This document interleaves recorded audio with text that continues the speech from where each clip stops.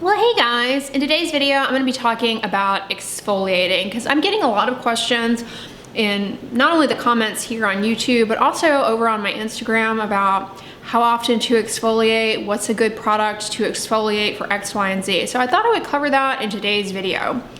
Exfoliating. I think it's something that's a little overhyped, but it can play a role in helping improve the health and appearance of your skin. First of all, to understand what exfoliating is achieving, you have to understand a little bit about how your skin is structured. The top layer of your skin is called the epidermis, and the epidermis is actually 5 layers of skin cells at different times in their life, different maturity levels or differentiation states. At the very bottom layer is the newest, freshest baby cells. It's the basal layer. And as they mature, they move upwards to the top layer of the skin, which is called the stratum corneum.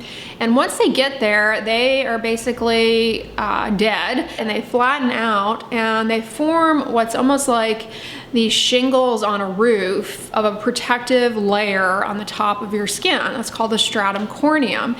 And that stratum corneum plays a vital role in the health of your skin. It basically is a barrier. It protects your skin from stuff getting in, irritating compounds. And beyond that, it also helps keep water in your skin.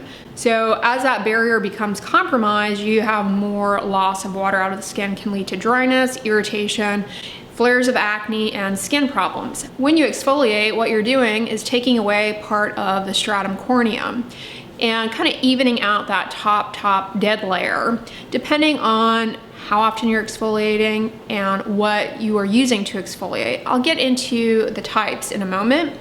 But yeah, basically you're taking some of that off. And that has the advantage of smoothing out the surface of the skin, kind of evening out the playing field to allow active ingredients to get into your skin better. And in certain skin conditions, there's a little bit of a delay of shedding of that top layer. And that can leave the skin looking dull. And in conditions like acne, there can be a bit of a delay in the shedding of that top layer of the skin, and that can plug up the pores, leading to flares of acne. There are also dry skin conditions like keratosis pilaris, where some of that dead skin just sort of builds up around the hair follicle, leading to these dry bumps that actually become inflamed and red. With age, we also don't shed that top layer as quickly as we once did, and that can leave the skin looking kind of dull as well. And one other situation where kind of the shedding of this top layer comes into play is in issues with hyperpigmentation. A lot of people deal with post-inflammatory hyperpigmentation. Basically, they have something like a bug bite or a pimple that heals with a dark mark. And part of fading that hyperpigmentation is just the turnover of the skin cells and the shedding. So exfoliating can kind of help in lifting out some of that hyperpigmentation and brightening up those areas of dark spots. Here's the thing though. I think the skincare market overhypes the need for exfoliation, and they're cramming it down everybody's throat to the point that people are convinced they need all of these different exfoliating ingredients. And a lot of people probably don't really even need to exfoliate, because here's the thing, simply washing your face is helping remove that top dead layer and exfoliate the skin. And if you don't have one of these conditions, you know, there isn't really a compelling reason to necessarily incorporate exfoliating beyond just washing your face.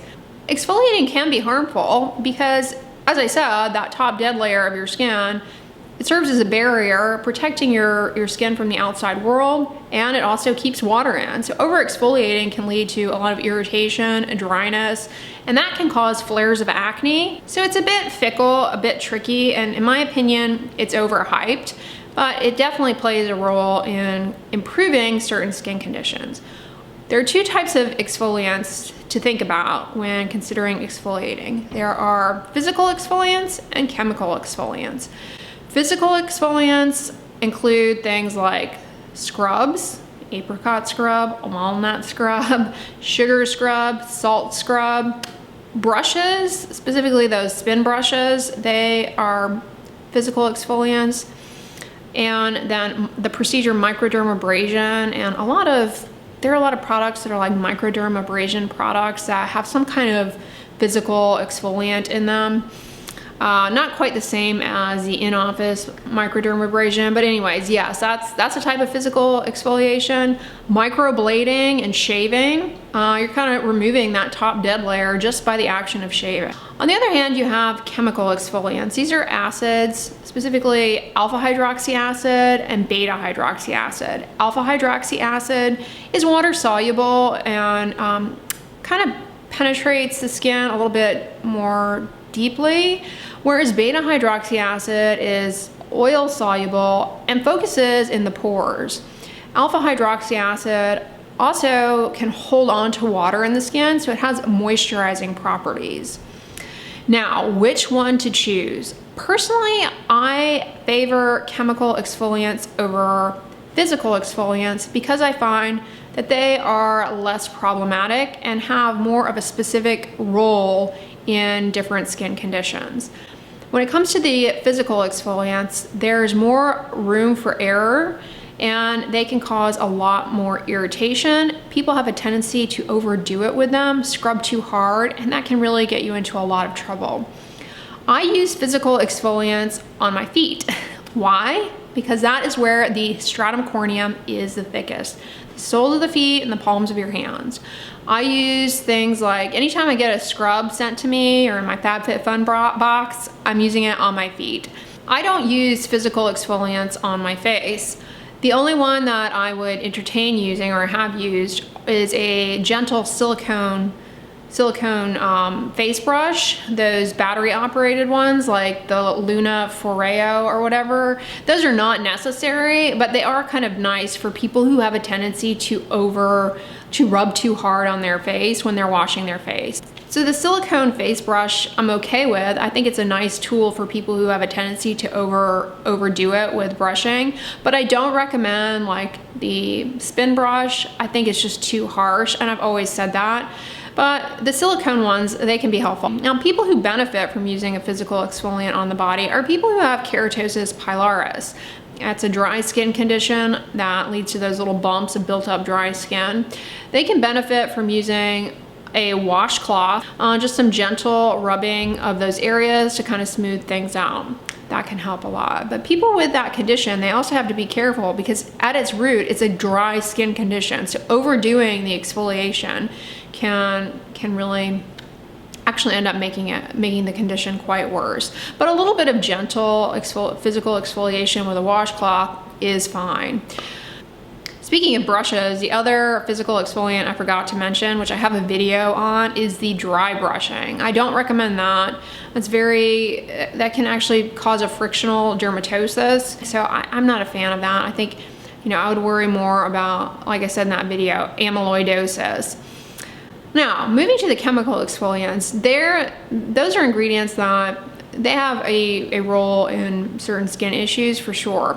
I mentioned alpha hydroxy acid. I think that's a great chemical exfoliant to incorporate into your skincare routine if you have any kind of dry skin condition with built up dead skin cells that leads to like rough patches, whether it be keratosis pilaris, even eczema. Some people with chronic eczema gets thickened and what's called lichenified, they can benefit from alpha hydroxy acids because they both soften and hydrate and then help exfoliate some of that dry built up stuff and allow for better skin barrier function.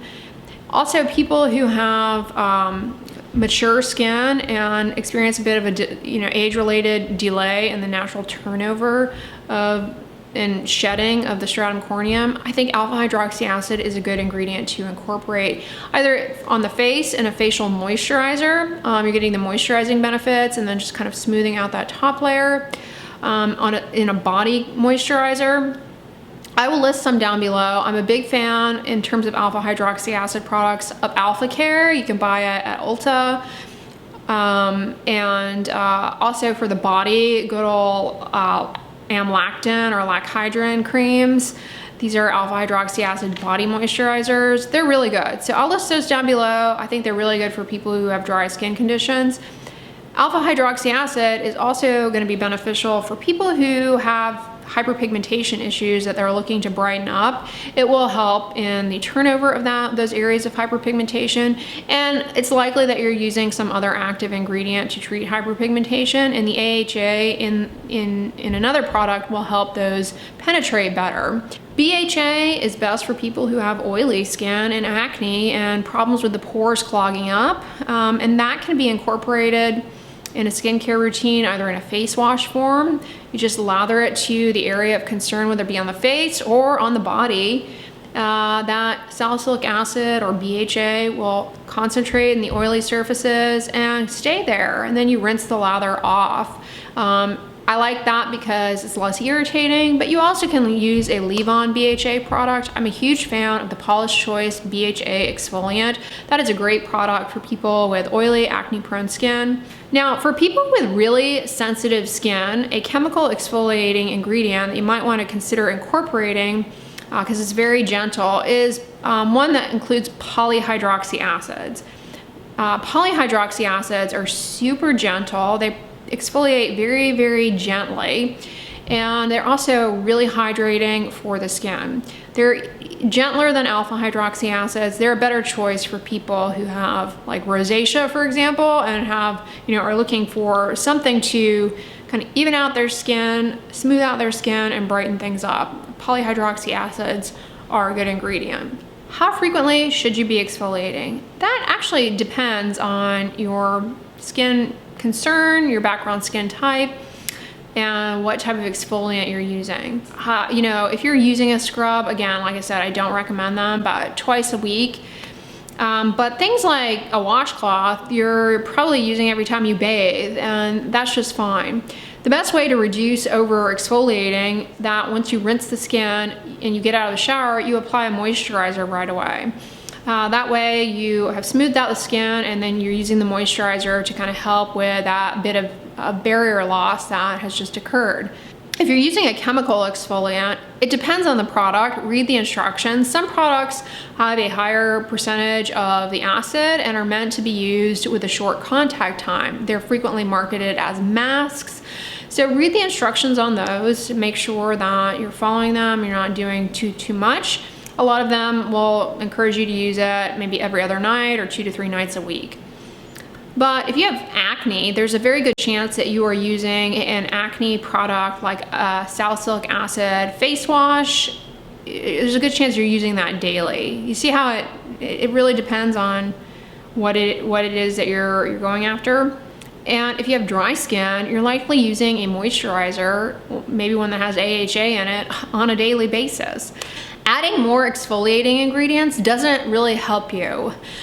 It really doesn't. I mean, if you use an ingredient consistently and you tolerate it well, be happy with that. I mean, that's doing the exfoliating. You don't need more.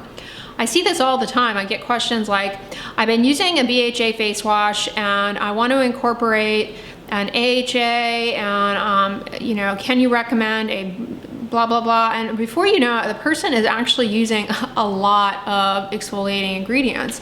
And that can set you up for a lot of irritation and not really get you very far.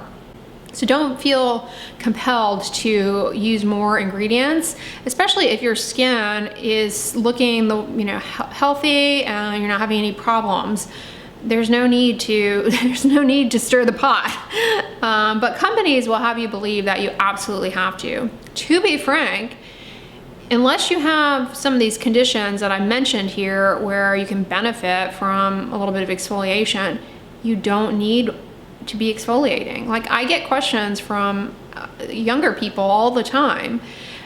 People in their 20s like, what's a good exfoliant? What's a good exfoliant? In the back of my head, it's like, do you have any skin issues? Like, why do you feel like you need an exfoliant? Because especially in young people, like, there's no delay in this turnover that can happen when you get, older. And if you don't have acne or some of these other things I've mentioned, like, I think a lot of it is that people fall prey to the marketing that you need to be exfoliating, If you're bathing, if you're washing your face, you're exfoliating. Like, there's really not you don't need specific products. And if anything, as I said, this can lead to over exfoliation, dry skin, and irritation. The other thing I will conclude on, of course, as to be expected from me, is that when you use products like this, as with every day of your life, you do need to protect your skin from the sun, because as you're thinning out the dead layer, you know, it kind of offers a little bit, tiny bit of sun protection. Some of these ingredients can increase your risk of a sunburn. Specifically, alpha hydroxy acids have been shown to increase the risk of a sunburn. That's why anytime you buy an AHA product, like a body moisturizer that has lactic acid in it, it will say this product can increase your risk of a sunburn, you must wear sunscreen. And that's absolutely true. So be really mindful of your sun protection, because these ingredients may make you more likely to burn. Anyways, guys, that's what I can tell you about exfoliating. I think it's a little bit overhyped, but it definitely plays a role in certain issues and situations. There are many good products. I will list some down below. And if you enjoyed this video, give it a thumbs up, share it with your friends, and as always, don't forget, sunscreen and subscribe. I'll talk to you guys tomorrow. Bye.